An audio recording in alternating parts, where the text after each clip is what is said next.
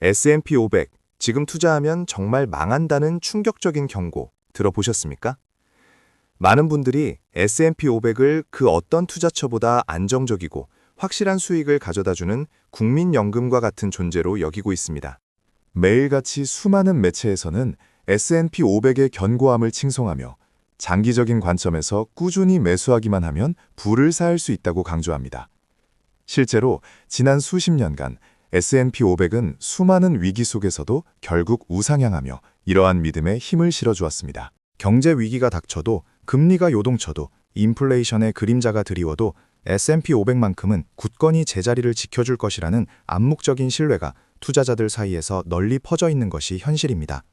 하지만 최근 월가의 전설적인 투자 대가들과 금융 전문가들 사이에서 심상치 않은 목소리가 터져나오기 시작했습니다. 이들은 현재의 S&P 500 시장을 향해 극도로 위험한 상태라고 경고하며 심지어 지금 당장 투자 철회를 시사하는 충격적인 발언까지 서슴지 않고 있습니다.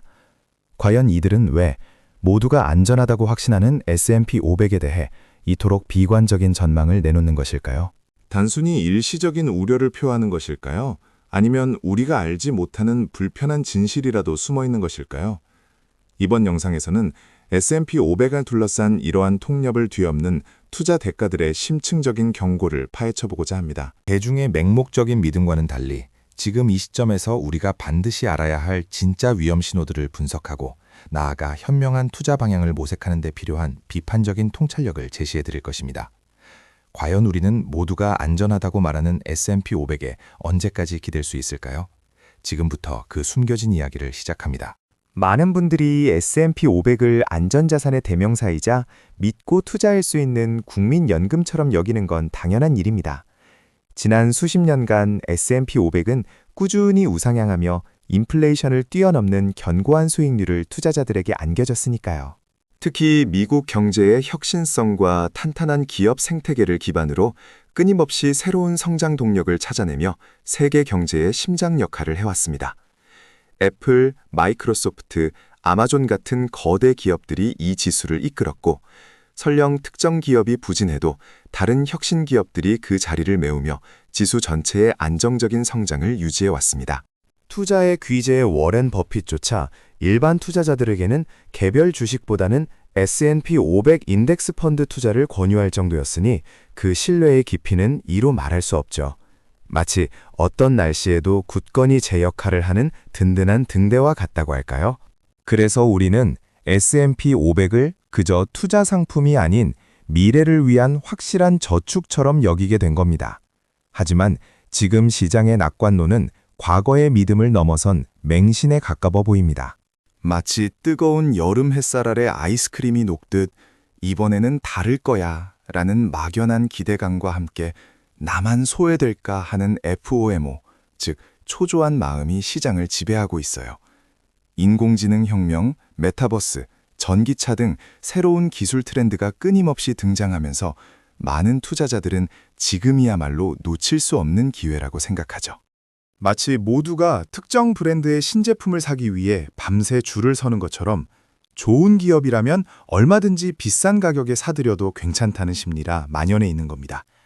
이는 마치 한때 닷컴 버블 시기에 그랬던 것처럼 기업의 본질적인 가치보다는 미래에 대한 장밋빛 환상에 더 높은 점수를 주는 모습과 닮아 있습니다. 모두가 더 오를 거야를 외치며 주식시장에 뛰어들 때 오히려 거품이 꺼질 수 있다는 경고 등을 간과하기 쉽거든요. 그렇다면 투자 대가들은 왜 이러한 대중의 낙관론과 다른 목소리를 내는 걸까요? 역사적으로 보면 시장의 광기에 반대 포지션을 취하며 큰 성공을 거둔 투자자들이 많습니다. 가치 투자의 아버지 벤자민 그레이엄은 시장이 비이성적일 때 오히려 저평가된 기업을 찾아냈고요. 역발상 투자의 대가 존 템플턴 경우인 모두가 비관적일 때 과감하게 투자하며 부를 쌓았습니다. 또 2008년 금융위기를 예견하며 큰 수익을 올렸던 빅쇼트의 실제 인물 마이클 버리 박사 역시 대중의 심리와 정반대되는 지표를 끈질기게 분석하여 위기를 기회로 만들었죠. 이들은 대중의 심리에 휩쓸리지 않고 차가운 이성으로 기업의 본질적인 가치와 시장의 객관적인 지표에 집중했던 겁니다.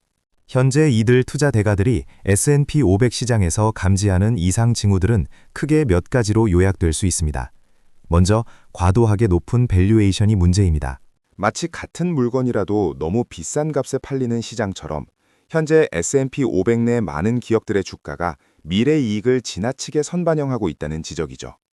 다음으로는 지수의 특정 섹터나 소수 기업에 대한 집중도가 너무 심하다는 겁니다. 마치 한 반에서 몇몇 친구들만 압도적으로 주목받는 것처럼 소수의 초대형 기술주들이 S&P 500 전체 지수를 이끄는 현상은 건강한 성장을 저해할 수 있다는 우려를 낳고 있습니다. 그리고 이러한 집중은 시장의 변동성이 커질 때 예상치 못한 리스크로 작용할 수 있죠. 마지막으로 거시경제 환경의 변화입니다.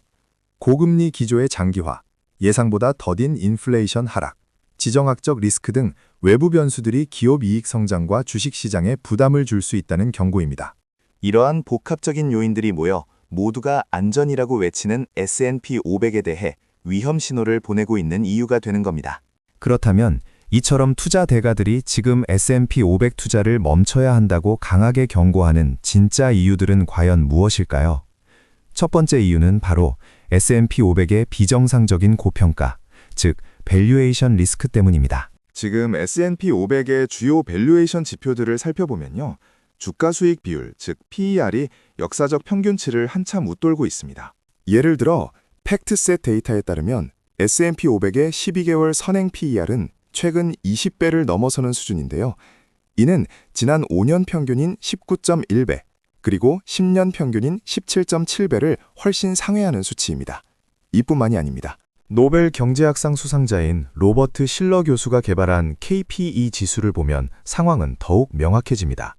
이 지수는 10년간의 평균 인플레이션 조정 실적을 바탕으로 현재 주가를 평가하는데요. 최근 KPE 지수는 30배를 훌쩍 넘어서며 닷컴 버블 시기와 2008년 금융위기 직전의 수준과 어깨를 나란히 하고 있습니다.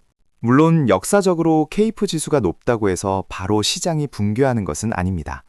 하지만 장기적인 관점에서 보면 이렇게 고평가된 시장은 기대 수익률이 낮아지고 작은 충격에도 크게 흔들릴 수 있다는 명백한 경고가 됩니다. 과거 닷컴 버블 직전 2000년대 초반의 시장도 그랬고 2008년 금융위기 전에도 비슷한 고평가 시기가 있었습니다.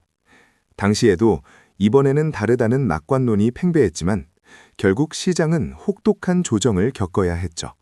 워런 버핏은 이러한 상황은 경기 순환에 피할 수 없는 일부라고 말하며 과도한 낙관론과 고평가는 언제나 투자자들에게 큰 위험으로 돌아왔음을 강조합니다.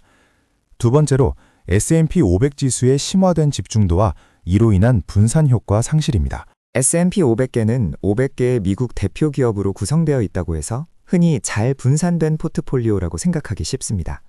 하지만 실상을 들여다보면 전혀 그렇지 않습니다. 현재 S&P 500 지수 전체 시가총액의 상당 부분이 소수의 빅테크 기업, 이른바 매그니피센트 세븐 또는 테크 자이언츠에 몰려 있습니다. 애플, 마이크로소프트, 엔비디아, 아마존, 알파벳, 메타, 테슬라 같은 기업들이죠. 이들 상위 몇몇 기업이 전체 지수의 움직임을 좌우하는 경향이 갈수록 심해지고 있다는 이야기입니다. 특정 기업이나 섹터의 실적이나 전망이 좋지 않아지면 전체 S&P 500 지수가 휘청거릴 수밖에 없는 구조가 된 거죠. 마치 농구팀의 에이스 한 명에게만 모든 공격을 맡기는 것과 같습니다. 그 선수가 부진하거나 부상당하면 팀 전체가 무너질 수 있는 것처럼요. 이는 전통적인 분산 투자의 개념과는 거리가 멉니다. 다양하게 분산되어 위험이 상쇄되는 것이 아니라 특정 소수 기업의 운명에 지수 전체가 종속되는 위험에 노출되어 있는 겁니다. 전설적인 투자자 조지 소로스도 시장의 쏠림 현상에 대해 끊임없이 경고하며 특정 자산이나 섹터에 과도하게 집중될 때 예측 불가능한 변동성이 커진다고 말했습니다.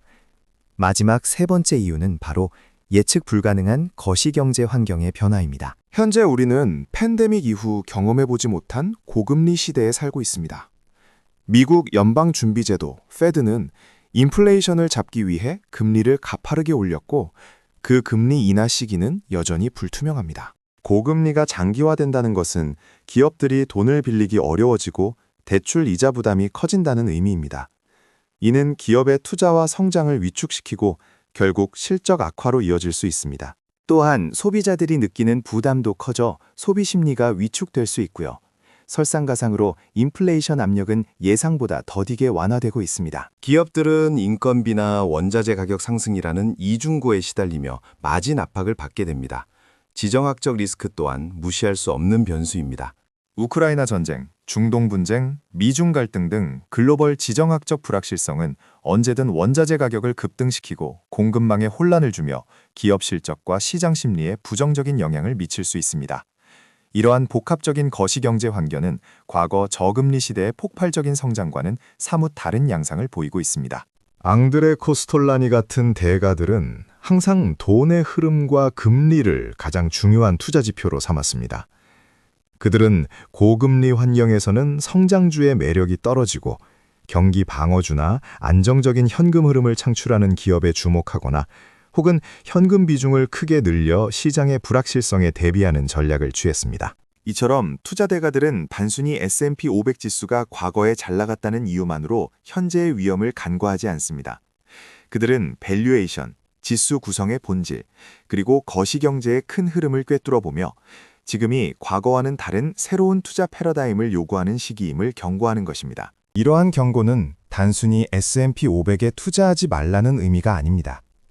오히려 맹목적인 추종 대신 비판적인 시각으로 시장을 바라보고 자신만의 확고한 투자 원칙을 세워야 한다는 메시지인데요. 그렇다면 지금과 같은 불확실한 시장 상황에서 우리는 어떤 전략을 취해야 할까요? 첫째, 포트폴리오의 분산도를 높이는 것이 중요합니다. 단순히 S&P 500이라는 하나의 바구니에 모든 달걀을 담는 대신 다양한 섹터나 자산군에 분산 투자하여 특정 리스크에 대한 노출을 줄여야 합니다. 마치 겨울철에 한 가지 따뜻한 외투만 믿는 것이 아니라 여러 겹의 옷을 겹쳐 입어 다양한 상황에 대비하는 것과 같은 이치죠. 둘째, 꾸준한 리밸런싱을 통해 투자 비중을 조절하는 것도 필요합니다. 시장의 과열이나 하락 시기에 맞춰 미리 정해둔 원칙에 따라 자산을 재분배함으로써 감정적인 판단을 피하고 장기적인 수익률을 관리할 수 있습니다. 예를 들어 너무 뜨거워진 자산은 일부 매도하고 저평가된 자산으로 옮겨가는 방식인데요. 셋째, 거시경제 지표에 대한 이해를 바탕으로 개별 기업의 펀더멘탈을 분석하는 노력이 더욱 중요해졌습니다.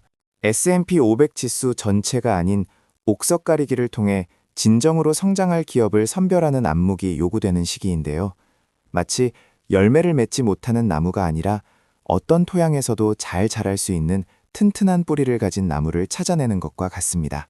무엇보다 중요한 것은 시간 분산 전략인 분할 매수와 매도입니다.